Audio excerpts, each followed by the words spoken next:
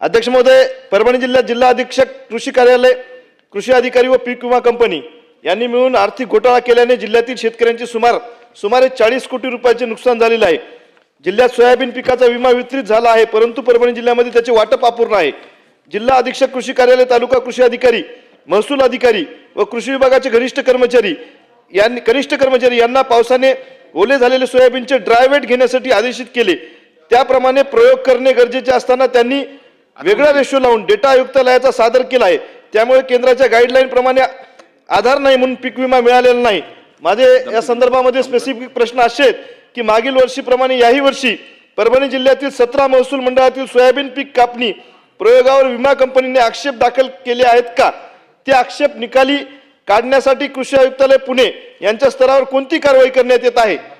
दुसरा प्रश्न असा आहे, पीक विमा कंपनीस फायदा व्हावा यासाठी पीक कापणी प्रयोगामध्ये उत्पादन जास्तीचे आले आहे असे दिसावे म्हणून जिल्हा कृषी अधीक्षक यांनी ओल्या सोयाबीनचे उत्पादन दाखवत शेतकऱ्यांना 40 कोटी रुपयाचे नुकसान केल्याबद्दल आमदार राजेश विटेकर व रत्नाकरराव गुठे आणि राहुल पाटील यांनी 13 मे 2026 रोजीच्या बैठकीत त्यांना निलंबित करण्यात यावे अशी मागणी माननीय कृषी मंत्री यांच्याकडे केली होती का?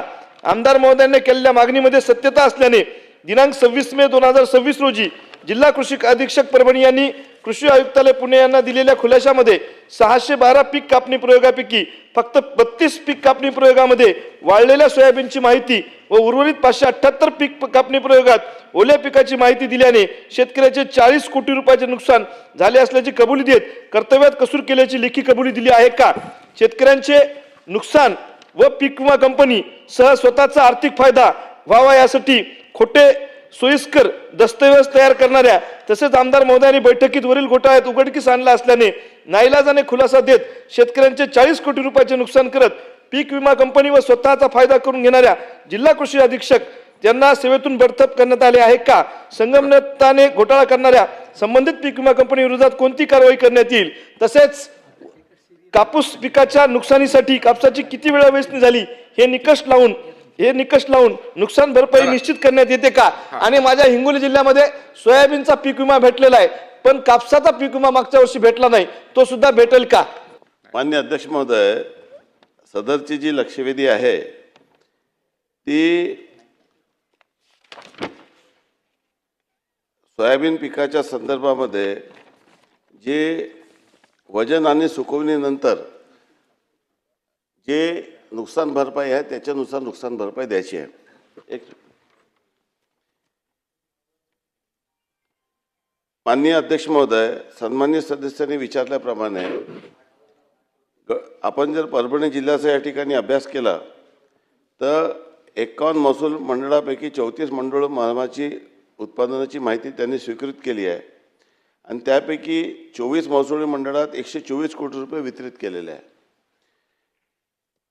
आता ते जे सुकवणीनंतर वजन घेऊन जे नुकसान भरपाईचा विषय होता त्या संदर्भामध्ये जिल्हाधिकाऱ्यांनी पीक विम्याची नुकसान भरपाई द्यावी असा निर्णय दिलेला आहे, परंतु त्याविरोधात जे भारतीय कृषी विमा कंपनी आहे त्यांनी नियमानुसार आयुक्ताकडे दाद मागितली आहे। आपला नियम असा आहे की आयुक्तानंतर राज्य प्राधिकरणकडे तर राज्य प्राधिकरणकडून भारत सरकारकडे तो विषय जातो। त्यामुळे आताच विभागीय आयुक्ताला या संदर्भामध्ये तात्काळ निर्णय देण्याची सूचना देण्यात येईल आणि त्यांच्या आपल्या जो पीक विमा योजनेचे जे निकष आहेत त्यानुसार प्राधिकरणाने दिलेला निर्णय अंतिम असतो।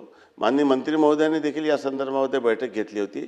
त्यामुळे जे नुकसान भरपाईचा जो विषय आहे तो पीक विमाच्या जे वाचलेले जे 10 मंडळाचा विषय राहिलेला जे 17 महसूल मंडळाला स्वीकृती दिलेली आहे त्यानंतर जे काही ज्या तालुक्याची नुकसान भरपाई राहिलेली आहे त्या संदर्भात प्राधिकरणाने निर्णय दिल्यानंतर या संदर्भामध्ये वाटप करण्यात येईल। तथापि शेतकऱ्यांना राज्य शासनाकडून HDRF NDRF मधून 425 कोटी रुपये या ठिकाणी वाटप करण्यात आलेले आहे आणि पुरामुळे जे अतिवृष्टीमुळे जे बाधित आहे त्यासाठी 495.11 कोटी असे एकदम 920 कोटी रुपये इतकी नुकसान भरपाई देण्यात आलेली आहे। ज्या 24 मंडळाला नुकसान भरपाई दिलेली आहे ती 124 आहे आणि जे उर्वरित मंडळाबद्दल प्राधिकरणाचा अंतिम निर्णय झाल्यानंतर नुकसान भरपाईच्या संदर्भामध्ये पुढील कारवाई करण्यात येईल. परंतु या संदर्भामध्ये विभागीय आयुक्ताला तात्काळ निर्णय घेण्याचे निर्देश देण्यात येईल. चला हरीश पिंपळे शेवटचा शेतकऱ्यांचं 40 कोटी रुपयाचं नुकसान जर होत असेल हा. आणि त्याच्यामध्ये अध्यक्ष महोदय बोला नाही नाही नाही नाही हरीशजी बसा आता नाही असं नाही होणार नाही बसा आपण बोला अध्यक्ष महोदय याच्यामध्ये समजा जर कृषी अधिकाऱ्यांना लेखी दिले मान्य केले आणि त्याच्या चुकीमुळं जर शेतकऱ्याचे 40 कोटी रुपयाचं नुकसान होत असेल, शेतकऱ्याचा 10 रुपये सुद्धा हे कष्टाचे घामाचे पैसे असतात. निश्चित त्याच्यामध्ये समजा जर आपण काय कारवाई करणार आणि शेतकऱ्याला ते 40 कोटी रुपये कसे मिळवून देणार? उत्तर आपण द्या. अध्यक्ष महोदय, सर्व प्रयोग जे आहे कापणी प्रयोग हे केंद्र शासनाच्या ऑनलाईन पद्धतीनेच केले जातात. त्यामुळे सदस्यांनी उपस्थित केलेला प्रश्न हा या संदर्भामध्ये ही व्यवस्था ऑलरेडी आहे.